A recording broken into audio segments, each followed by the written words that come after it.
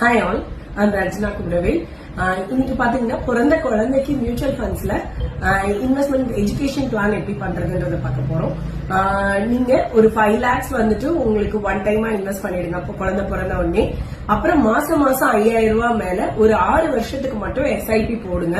அதுக்கப்புறம் நீங்க எந்த அமௌண்ட்டும் இன்வெஸ்ட் பண்ண வேணாம். குழந்தையோட ஃபர்ஸ்ட் ஸ்டாண்டர்ட்ல இருந்து 12th ஸ்டாண்டர்ட் வரைக்கும் வருஷம் நீங்க 1 லட்சம் ரூபாய் நீங்க வந்துட்டு ஸ்கூல் ஃபீஸ்க்காக நீங்க எடுத்துக்கலாம். அண்ட் அவங்களோட காலேஜுக்கு பாத்தீங்கன்னா வருஷம் வந்துட்டு உங்களுக்கு 4 லட்சம் ரூபாய். சோ 20 லட்சம் ரூபாய் காலேஜுக்கு நீங்க எடுத்துக்கலாம். அது தவிர குழந்தையோட 26வது வயசுல ஒரு 38 லட்சம் ரூபாய் அவங்களோட கல்யாணத்துக்கு நீங்க எடுத்துக்கலாம். சோ நீங்க டோட்டலா இன்வெஸ்ட் பண்ண அமௌண்ட் பாத்தீங்கன்னா உங்களுக்கு 8,60,000 ரூபாய் நீங்க பே பண்ணிருப்பீங்க. ஆனா நீங்க எடுக்க போற அமௌண்ட் பாத்தீங்கன்னா 70 lakhs பிளஸ். நான் இது வந்துட்டு ஒர்க் அவுட் பண்ணது எல்லாமே 12% இன்ட்ரெஸ்ட் ரேட்ல தான் ஒர்க் அவுட் பண்ணிருக்கேன். ஃபார் மோர் டீடைல்ஸ் நீங்க கால் பண்ணிக்கோங்க.